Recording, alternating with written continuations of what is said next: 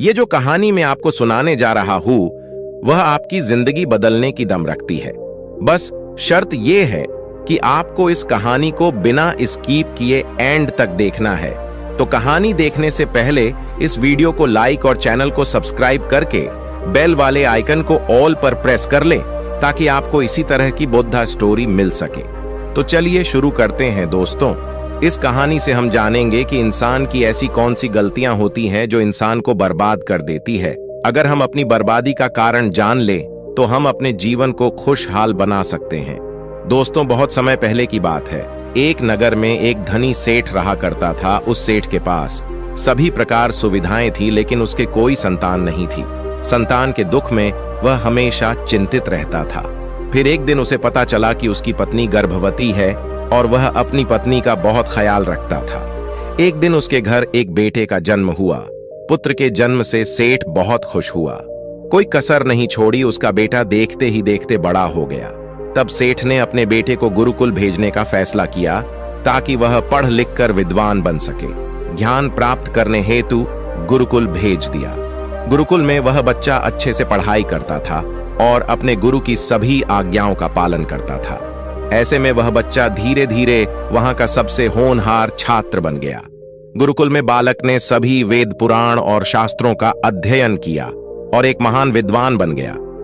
लेकिन कहते हैं ना कि समय कब बदल जाएगा ये कोई नहीं जानता।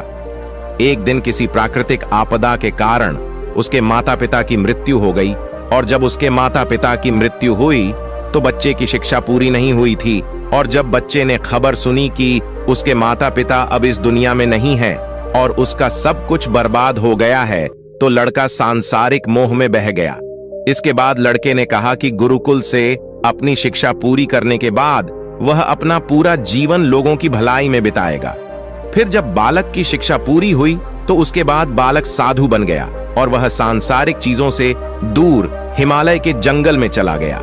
अध्यापन को विश्राम देते हुए समय के साथ उस सन्यासी की चर्चा चारों ओर होने लगी और दूर दूर से लोग उनके पास शिक्षा लेने के लिए आने लगे और बहुत से लोग अपनी समस्याओं का समाधान पाने के लिए भी उनके पास आने लगे। वह समस्याओं का समाधान बड़ी आसानी से कर देता था, जिससे वह पूरे राज्य में प्रसिद्ध हो गया। परंतु जिस नगर में वह रहता था वहां का राजा क्रूर व्यक्ति था। जब राजा को तपस्वी के बारे में पता चला तो उन्होंने तपस्वी से मिलने का फैसला किया। अगली सुबह राजा तपस्वी से मिलने के लिए अपने महल से निकल गया और फिर वह उसकी कुटिया की ओर गया। और वहां पहुंचकर राजा ने जब उसे साधु के रूप में देखा तो वह उसे देखता ही रह गया। उसके चेहरे पर एक अलग ही तेज था। जब वह साधु के पास पहुंचा तो उसे असीम शांति का अनुभव हुआ। साधु को प्रणाम किया और उसके पास बैठ गया और उससे बातें करने लगा। वह राजा पहले ही मुलाकात में साधु के व्यक्तित्व से इतना प्रभावित हुआ कि उस समय से उसने अच्छाई के रास्ते पर चलने का फैसला कर लिया और मन ही मन सोचने लगा कि इतनी सी मुलाकात में यह साधु मुझे इतना बदल सकता है, तो यदि यह हमेशा मेरे साथ रहेगा तो कितना अच्छा होगा। फिर राजा ने कहा, यदि तुम मेरे साथ रहोगे तो मेरा जीवन बदल जाएगा। और यह सोचकर राजा साधु से अपने महल में चलने का अनुरोध करने लगा। आग्रह सुनकर सन्यासी मान गए। तब राजा सन्यासी को महल की ओर ले गए। महल पहुंचकर राजा ने साधु की बहुत खातिरदारी की और उसके बाद राजा ने साधु को एक दाहिने कमरे में भोजन कराया। भोजन के समय साधु ने राजा को धन्यवाद दिया और राजा से जाने की अनुमति मांगी। यह सुनकर राजा ने कहा कि आप हमारे बाग में जब तक चाहे तब तक रह सकते हैं। मैं आपको वचन देता हूं कि आपके यहाँ किसी भी प्रकार की असुविधा नहीं होगी और आप यहाँ रहेंगे तो हमारे लोगों को भी अच्छा लगेगा और हमें भी अच्छा लगेगा। यह सुनकर साधु ने राजा का प्रस्ताव स्वीकार कर लिया। राजा के आदेश अनुसार सेवकों ने एक सुंदर कुटिया बनाई। उसके बाद साधु इस कुटिया में रहने लगा। राजा ने उनकी बहुत सेवा की, लेकिन कई वर्षों के बाद राजा और रानी को किसी जरूरी काम से दूसरे राज्य में जाना पड़ा। लेकिन उन्होंने साधु की सेवा के लिए एक सेवादार नियुक्त कर दिया। लेकिन राजा के जाने के बाद वह सेवादार बीमार पड़ गया और अपने घर चला गया। और तभी राजा लौटकर वापस आ गया और सन्यासी ने राजा को खूब खरी खोटी सुनाई और राजा से कहा कि जो जिम्मेदारी आप पूरी नहीं कर सकते वह जिम्मेदारी आप क्यों लेते हो। तब राजा ने तपस्वी से पूछा और कहा कि बाबा, क्या मुझसे कोई गलती हो गई है? तो इसके लिए मैं आपसे मांगता हूं, कृपया मुझे क्षमा करें और आपका क्रोध शांत करें और बताएं कि क्या हुआ था। यह सुनकर साधु ने उससे कहा कि तुम्हारे जाने के बाद मुझे यहां किसी ने भोजन नहीं दिया और मुझे कई दिनों तक कष्ट सहना पड़ा। यहां आकर मैं भूखा रहा और किसी ने मुझसे मेरा हाल भी नहीं पूछा। यह सुनकर राजा ने तपस्वी से माफी मांगी और कहा कि अगली बार ऐसी गलती नहीं होगी। फिर कुछ देर बाद मामला शांत हुआ। जब राजा और तपस्वी के बीच बातचीत चल रही थी, रानी भी छुपकर सुन रही थी। यह सारी बातचीत होने के बाद राजा ने उस तपस्वी को शिकायत का मौका नहीं दिया और उसकी खूब सेवा की। लेकिन कुछ दिनों के बाद राजा को जरूरी काम से अपने राज्य से बाहर जाना पड़ा। लेकिन इस बार राजा ने राज्य से बाहर जाने से पहले अपनी रानी से कहा कि जब तक मैं ना आऊं तब तक तुम स्वयं ही उस तपस्वी की देखभाल करोगी। यह सुनकर रानी बोली, हाँ महाराज, आप अवश्य जाइए, मैं सन्यासी महाराज की अच्छी देखभाल करूंगी। बाद में रानी प्रतिदिन भोजन बनाकर सन्यासी महाराज के पास भेजती थी। एक दिन रानी स्नान करने चली गई और साधु को भोजन देना भूल गई। और जब सन्यासी के पास भोजन नहीं आया तो सन्यासी ने सोचा कि वह स्वयं महल में जाकर देखेगा कि अब तक भोजन क्यों नहीं आया, और फिर वह महल में पहुंच गया। जब वह महल के अंदर पहुंचा तो वहां उसकी नजर रानी पर पड़ी। रानी के लंबे लंबे घने काले बाल जो कि उसकी कमर पर लहरा रहे थे, उसकी कजरारी आंखें जो देखने मात्र से ही घायल कर दें, उसकी हिरनी जैसी चाल। रानी के इतने सुंदर रूप को देखकर सन्यासी चकित हो गया और रानी की सुंदरता सन्यासी के मन को घायल कर गई और वह वहां से बिना कुछ कहे ही अपनी कुटिया में लौट आया। सन्यासी रानी के रूप की सुंदरता को भुला न सका और वह खाना पीना छोड़कर अपनी कुटिया में पड़ा रहा। उसने कई दिनों तक कुछ भी नहीं खाया, जिस वजह से वह बहुत कमजोर हो गया। फिर कुछ समय बाद राजा वापस लौटे और जब उस सन्यासी की हालत का पता चला तो वह सीधे सन्यासी के पास पहुंच गए और बोले कि है भगवान, क्या बात है, आपको क्या हो गया और आप इतने कमजोर कैसे हो गए? किसी गहरी सोच में डूबे हो क्या? मुझसे कोई गलती हो गई है क्या? तब साधु ने कहा, नहीं नहीं राजन, आपने कोई गलती नहीं की है। यह सुनकर राजा बोले, तो फिर क्या बात है? आप मुझे बताएं, मैं आपकी समस्या का समाधान अवश्य करूंगा।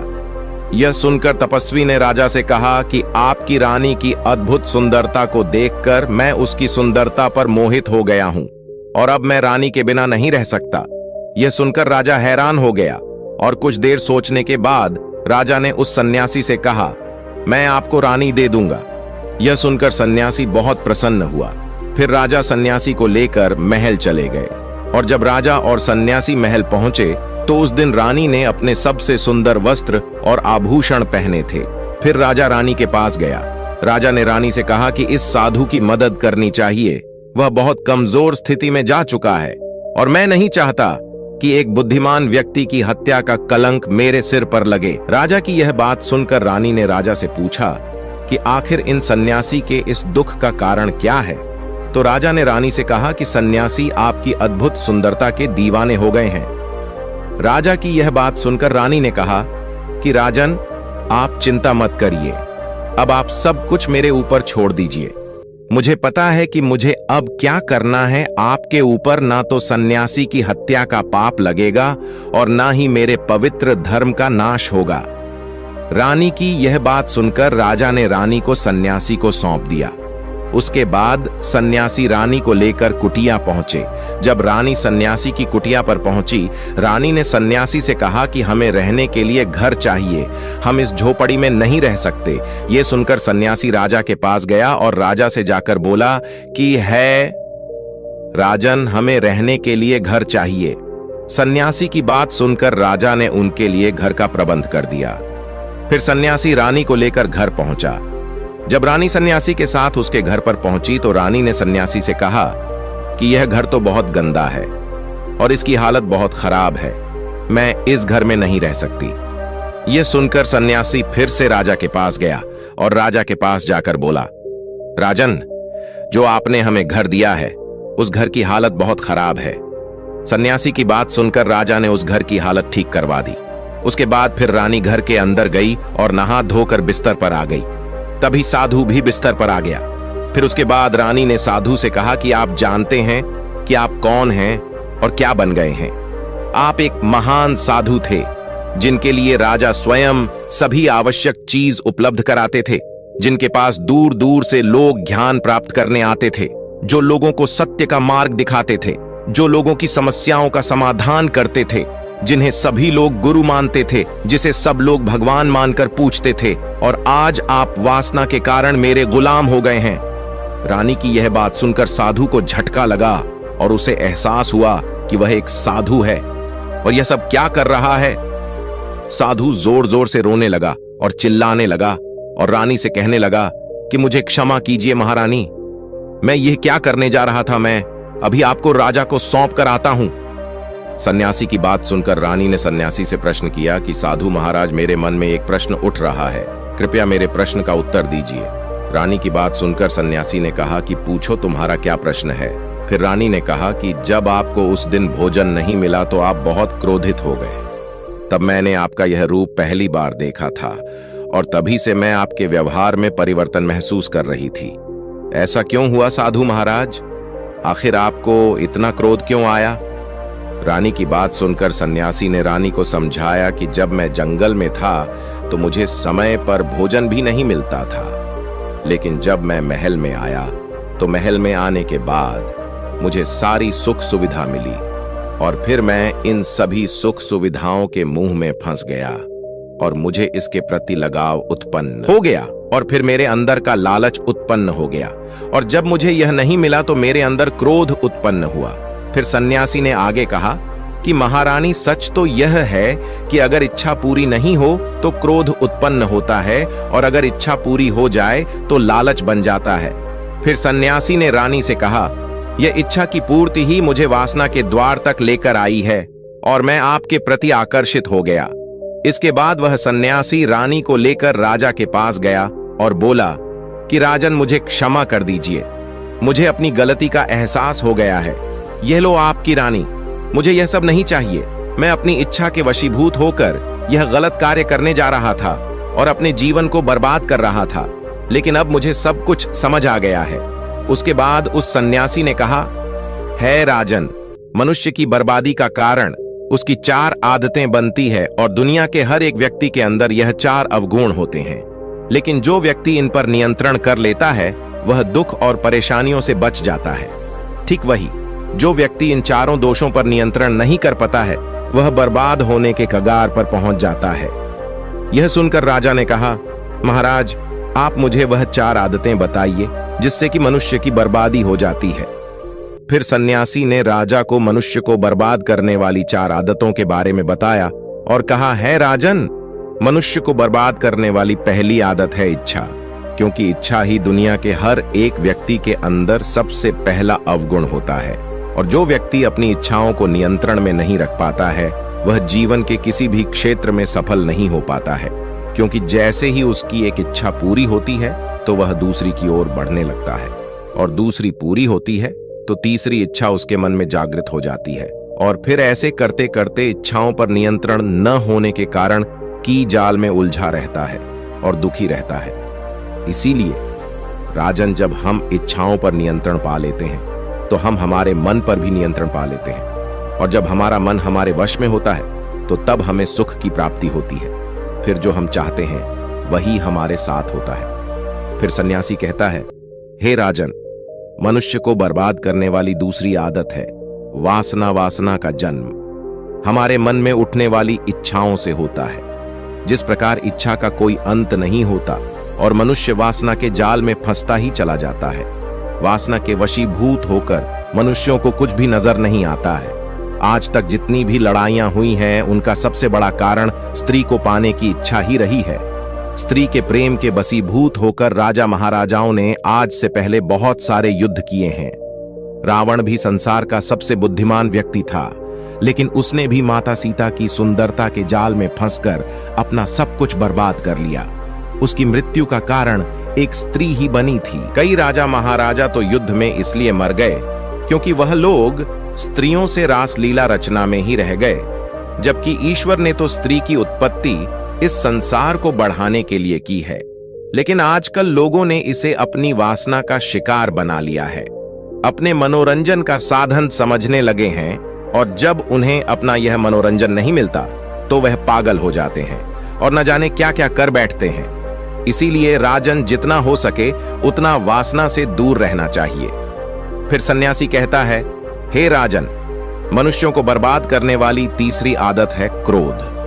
क्योंकि जब मनुष्य की वासना की पूर्ति नहीं होती है तो उसके अंदर क्रोध उत्पन्न हो जाता है, और जब व्यक्ति को क्रोध आता है तो उस पर उसका नियंत्रण नहीं होता है, और फिर वह क्रोध में आकर कई गलत निर्णय ले लेता है।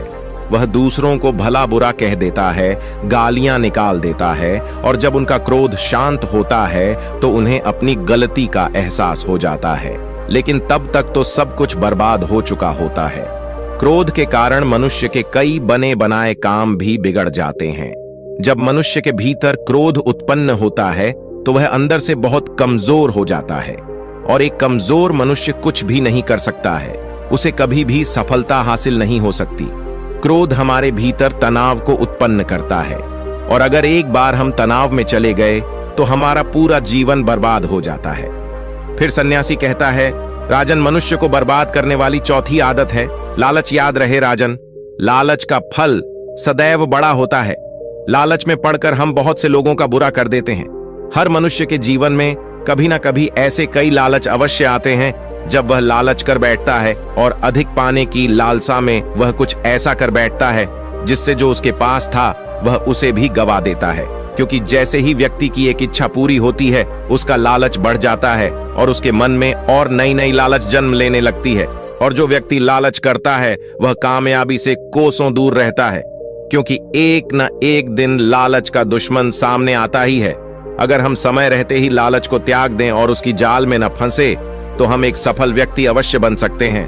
फिर अंत में सन्यासी राजा से कहता है, राजन, अगर मनुष्य चारों आदतों को छोड़ देता है तो उसे जीवन में सफल होने से कोई नहीं रोक सकता, और जो इन आदतों को नहीं छोड़ता है उसे जीवन में बर्बाद होने से कोई नहीं रोक सकता। मैं एक सन्यासी होकर इसके जाल में फंस गया था, तो सामान्य मनुष्य तो इससे बच ही नहीं सकता। इसीलिए राजन, मनुष्यों को इन आदतों से हमेशा बचना चाहिए। नमो बुद्धाय।